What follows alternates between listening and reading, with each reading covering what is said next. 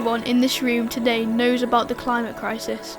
We're all worried if there will be a world left for our kids and the kids that come after them. The climate crisis is a big problem, but in this film we want to focus on the little stuff.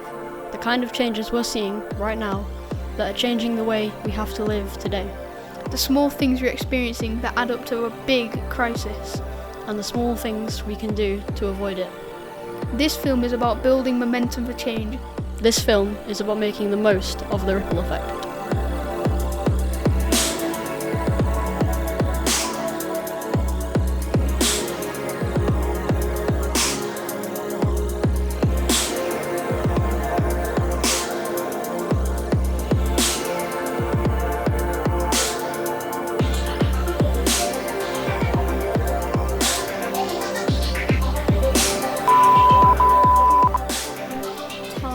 Running out.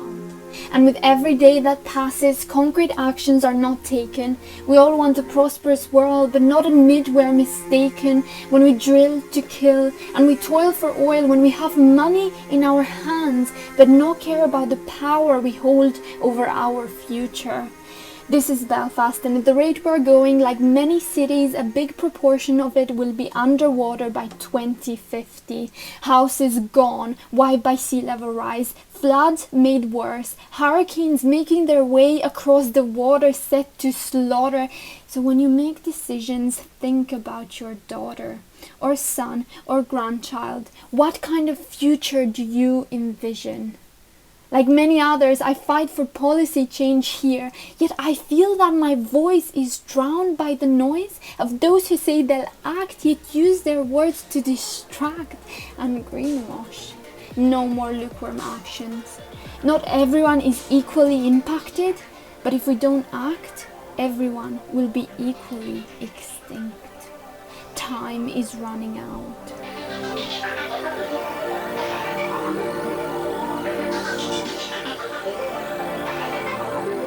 I just wanted to say it's so nice to have a film like this where you see individual perspectives of what the climate crisis has created both within the UK and South Africa, because I think things like the reports that have come out about climate change, it's all good and well seeing it on paper, but I think it makes people more aware of what's going on if they see an actual representation of it. I think it really goes to show how climate change is impacting the whole world. Like just on Monday, actually, the IPCC report was released, which is basically a code red for humanity.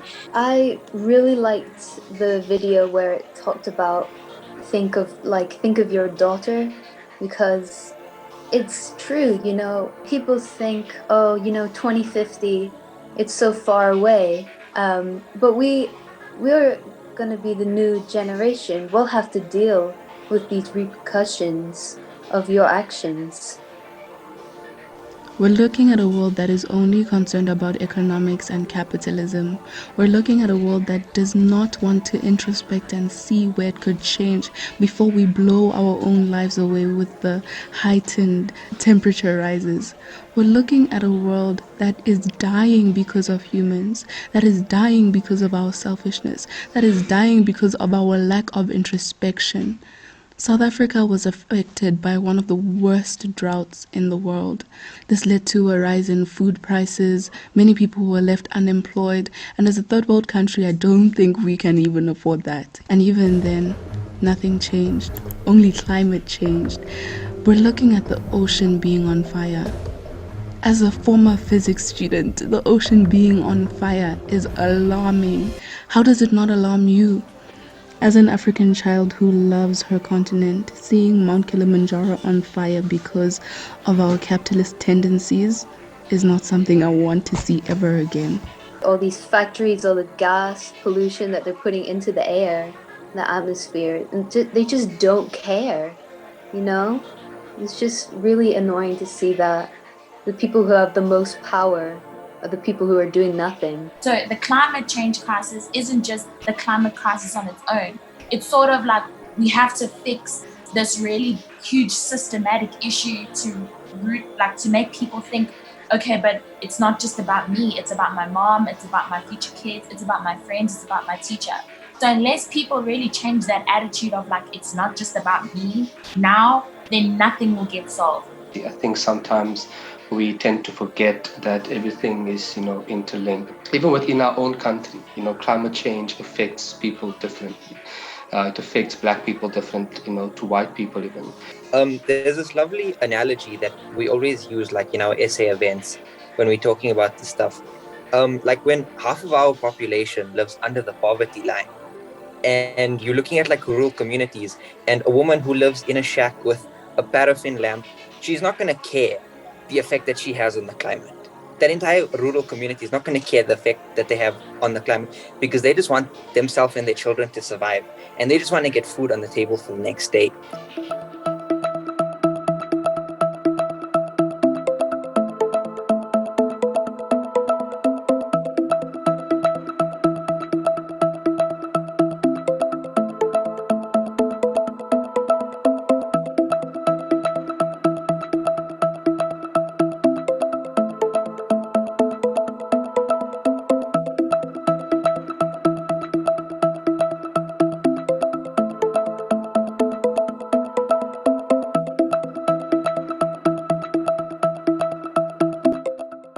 It is estimated that 88% of our ocean is polluted, with seabirds and marine mammals killed annually by marine plastic pollution, along with more than a quarter of deaths in children under the age of 5 worldwide, which are tied to polluted environments.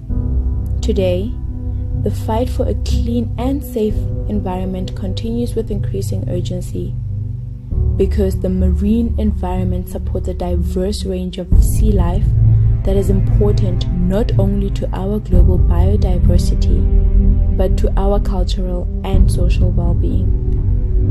Choosing to see beyond the sea means taking a stance on protecting both marine and on-land life from pollution.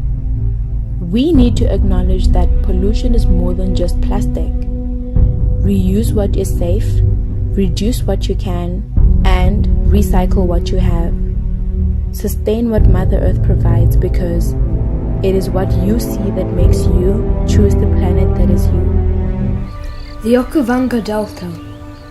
Diverse. It is home to over 400 species of birds and thousands more plants and animals. Home to native communities who live off the resources that are provided. My home, our world.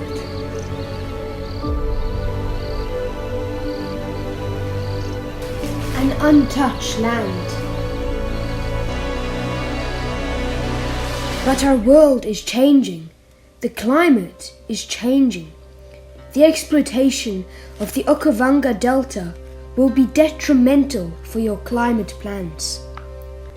Don't turn a blind eye. If you neglect this problem, why are you here?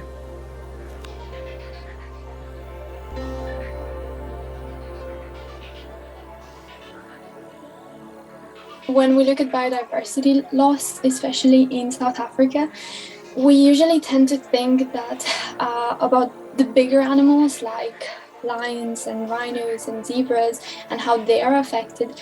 But when we look in the UK, we have one of the biggest biodiversity crises on our hands. And I think that's the difference between, well, from what I've seen, the difference between the younger generations and the older generations is that just that sense of urgency and the want to create change, the want to protect environments, the want to create sustainability, the want to work together in order to make a global society that's equal and safe for everyone that lives in it. So I know since the IPCC report, there seems to be a sort of new wave of climate denial. And it's really disheartening to see, a 9-year-old tell you, oh, maybe I won't make it till 70 because of climate change. Study finds climate change damage could cost 5.4 trillion a year by 2070.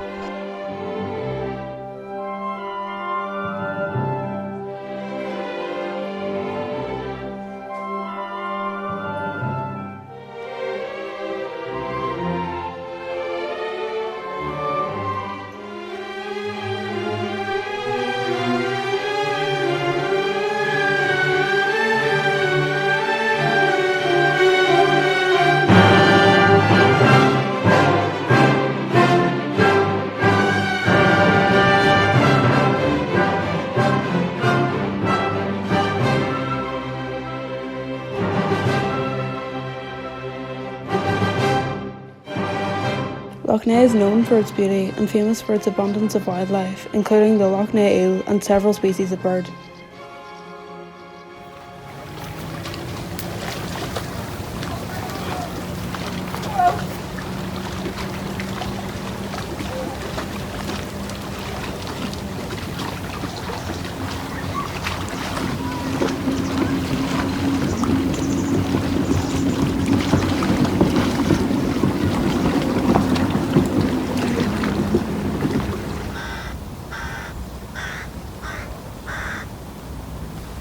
But its wildlife is in decline.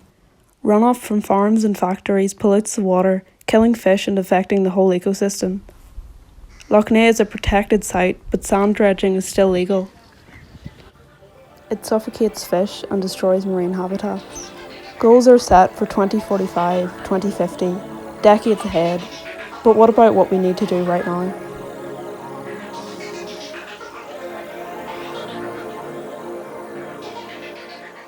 Me alone doing this, or like, for example, taking recycling into consideration, if I recycle on a daily basis, I don't feel like I'm doing as much impact as I would maybe as a corporation, for example. I think it definitely is probably one of the main causes of climate change would be capitalism. And I think capitalism is the main source of kind of the fuel for the climate crisis. If governments took the initiative to change from fossil fuel to renewable energy sources, then we would see that reduction in emissions. And when we do, we have to make sure that it's a just transition. So the fossil fuel industry provides so many jobs. Yes, it does. And that's the whole point of having a just transition, making sure that nobody is left behind whenever we transition from non-renewable to renewable sources. I'm George. And I'm Huey. I'm Harry. Yeah, I know a funny story. So my dad, when it was in the flood, he walked outside. It was really rainy and windy. And he nearly got hit by a flying fence, literally got off his hinges and nearly hit him in the face. I don't remember much, but my dad's a flood warden, so he had to help quite a lot. So he wasn't around much, so it was just me, my brother and my mum, really. We couldn't go to this school because it had been flooded, so whilst it was getting fixed, we had to get a school bus to Halifax, and at Savile Park, but Key Stage 2, so Year 3 to Year 6, went to the building in Calder High. Yeah, because of the flooding, we had to go to which I didn't really enjoy, because me and my friends got bullied quite a bit. Yeah, we got bullied. When it was the second time, the government didn't bother to help out, because when the first wave happened, they're like, alright, this is the last time, we're not doing it ever again, and we had to clean it up ourselves in 2020. Yeah, I remember in 2015, Virgo, I remember a few soldiers coming into putting down lots of sandbags. Yeah. In 2020, I don't remember much of that sort of thing. I saw it was more help yourself, really. Yeah, I saw them soldiers in the co-op and stuff. It was really strange. Back in 2015. Yeah, 2020, they didn't help out as much. I think they could do a bit better about that.